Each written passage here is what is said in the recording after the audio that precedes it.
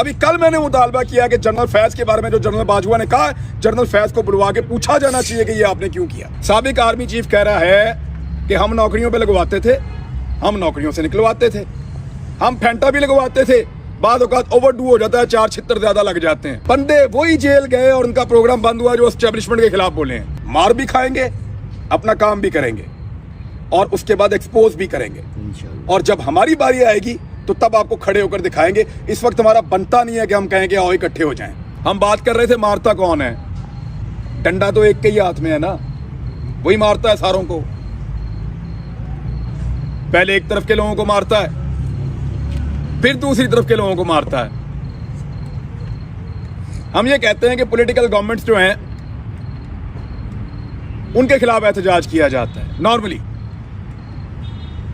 ये नहीं कहते इमरान खान ने मारा सहाफियों को। भी सबसे ज्यादा जिन सहाफियों ने, आप टॉप के 10 सहाफी निकालें जिन्होंने इमरान खान के खिलाफ रिपोर्टिंग की हो, उनमें से किसी एक का प्रोग्राम बंद हुआ हो या किसी एक को जेल में भेजा हो इमरान खान ने। बंदे वही जेल गए और उनका प्रोग्राम बंद हुआ जो एस्टेब्लिशमेंट के खिलाफ बोले हैं। अहमद मीर तकरीर किसके खिलाफ की थी? वो जो बच्चा जिसको घर में मार पड़ी, वो किसके खिलाफ बोला था? वो जो मुतीउल्लाह जान के साथ हुआ, एक रिटायर्ड जर्नैल ने कल एक छपा है आर्टिकल, उसके अंदर उसने कन्फेस किया कि हम करते थे भाई।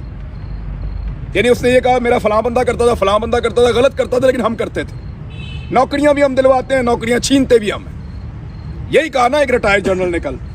साबिक आर्मी चीफ है, कोई ऐसे अननोन आदमी तो नहीं है ना।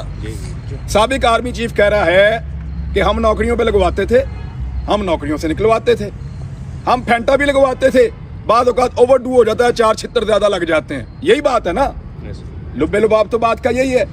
मारने वाला वही है, मार खाने वाले बदल जाते हैं, मार खाने वाले बदल जाते हैं। कल जब उधर मार पड़ रही थी तो दूसरी तरफ के लोग खुश हो रहे थे, आज इधर मार पड़ रही है तो दूसरी तरफ के लोग खुश हो रहे हैं। लेकिन एक बात याद रखिएगा,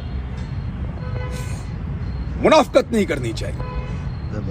जब सिद्दीक जान, मुझे कोई एक आप वाकया बताएं कि सिद्दीक जान कह रहा हो कि ये सही मार पड़ रही है। आज मुझे तकलीफ हुई, हमारे कुछ सहाफियों ने कहा कि फलां पॉलिटिकल पार्टी का यूट्यूबर सिद्दीक जान को, ये एक्चुअली उसको हतक अमेज रवैया रखना, उसको छोटा दिखाना और उसके इस इंसिडेंट को अंडरमाइन करने की बात है। ये एक्चुअली उसके कॉज को नुकसान पहुंचाने की बात है, जो सहाफियों का कॉज होता है। हम सारे जानते हैं कि उसको क्यों मार पड़ रही है, वो क्यों गिरफ्तार हुआ है, सबको पता है। ये हुकूमत क्या बेचती है, ये सहाफियों को गिरफ्तार करेंगे?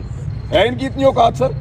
नहीं जी, ये मार कुटाई कर सकते हैं सर हमारे साथ? ये नहीं कर सकते हैं, इनकी इतनी हिम्मत नहीं है, ये इस काबिल भी नहीं है। लेकिन इस हुकूमत ने मायूस इसलिए ज्यादा किया कि इन्होंने वो सारा गंद जो हुआ सहाफियों के खिलाफ उसको ओन कर लिया। सहाफी को मार पड़ती है, ये उसको ओन करते हैं, ठीक हो रहा है, सही हो रहा है, चंगा हो रहा है। भाई ऐसे तो कभी नहीं हुआ था।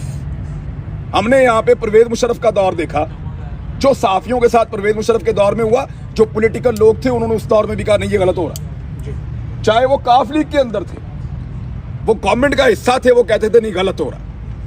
हमने आसिफ अली जरदारी का दौर देखा, अगर आसिफ अली जरदारी के दौर में हुकूमत ने भी सहाफियों के साथ कुछ किया तो पॉलिटिशियंस ने कहा नहीं ये गलत हुआ, पीपल्स पार्टी के लोगों ने कहा नहीं ये गलत हुआ। हमने नवाज शरीफ का दौर देखा, हमने इमरान खान का दौर देखा। ये जो 3-4 सहाफियों का हम नाम लेते हैं जिनको मार पड़ी, क्या इमरान खान ने कहा कि ठीक मार पड़ी है? उन्होंने इसको ओन किया? नहीं किया। ये पहला दौर है कि 13 जमातें इक्तदार में है, जिस सहाफी को मार पड़ती है ओन कर लेती। क्यों भाई? आपकी पॉलिटिकल लड़ाई है, जाके लड़ो, हम उसको रिपोर्ट करेंगे अपने अपने तरीके से। और हमारा पॉलिटिकल डिफरेंसेस सबके रहेंगे।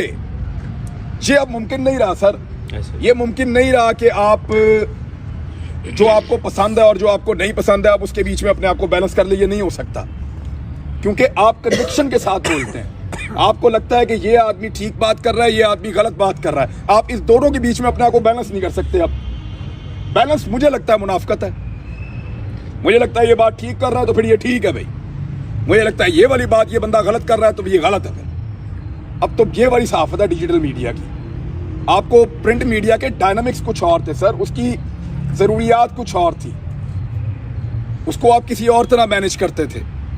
प्रिंट मीडिया में आप ये कर लेते थे कि आपको उनको बहुत टाइम मिलता है, बहुत सारे लोग बैठे हुए होते हैं, वहाँ आपकी अपनी ओपिनियन नहीं होती। इसी तरह इलेक्ट्रॉनिक मीडिया के अंदर थोड़ा सा मार्जिन बढ़ गया।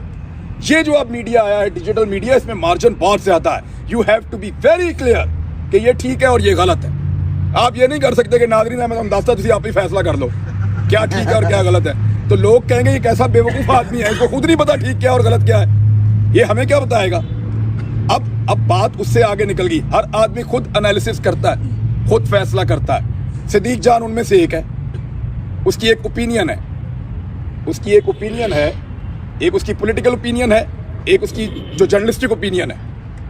वो एक जर्नलिस्ट भी है और उसकी अपनी एक ओपिनियन भी है, और वो बतौर जर्नलिस्ट अपनी ओपिनियन देने का हक भी रखता है। सारे लोग रखते हैं।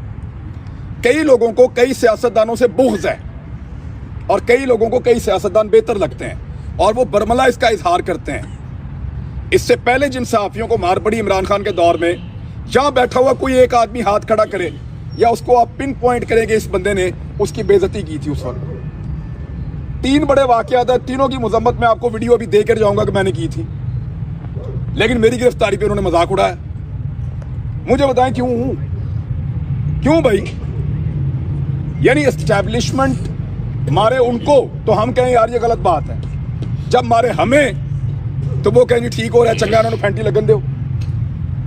मैं उस दिन अरशद शरीफ के लिए प्रोटेस्ट कर रहा था, यहाँ इस्लामाबाद के सहाफ़ियों ने, कई दोस्तों ने मेरों ने, उन्होंने ये कहा कि ये इंतशार फैला रहा है।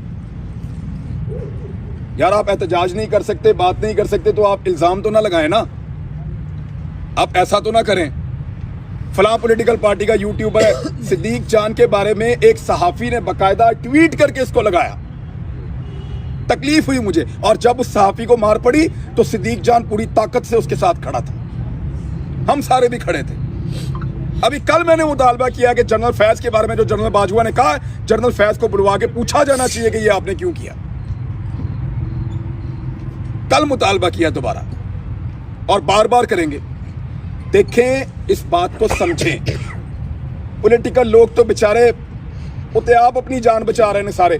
कोई केसों से बचना चाहता है, कोई मार से बचना चाहता है, किसी की फिल्में हैं, किसी की ऑडियोज हैं, किसी की वीडियोज हैं, कोई बेचारा यहाँ किसी का नजरिया उसको नहीं जीने दे रहा। सबका अपना अपना मसला है।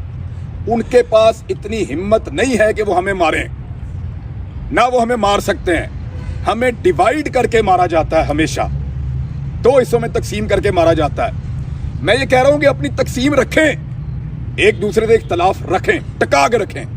मुझे फलां से इख्तलाफ है, मैं खुल के करूंगा।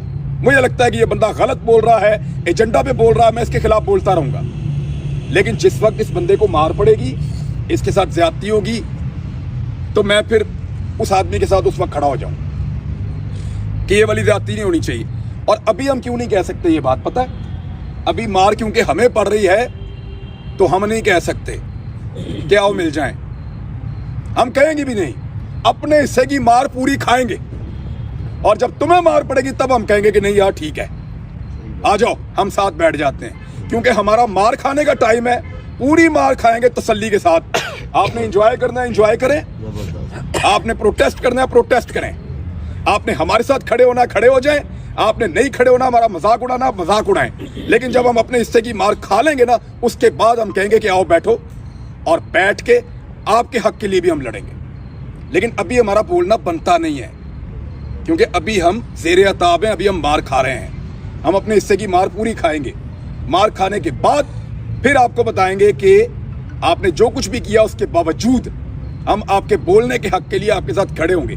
क्योंकि अच्छा वक्त और बुरा वक्त कभी भी परमानेंट नहीं रहता, कभी भी परमानेंट नहीं रहता।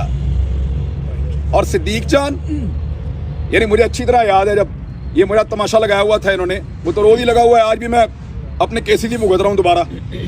मेरे ऊपर 25 मुकदमे हैं और 2 इंक्वायरियां हैं। ये मेरे ख्याल में किसी सहाफी पे इतने पर्चे दर्ज नहीं हुए होंगे, और मैंने एक एक मुकदमा फेस किया।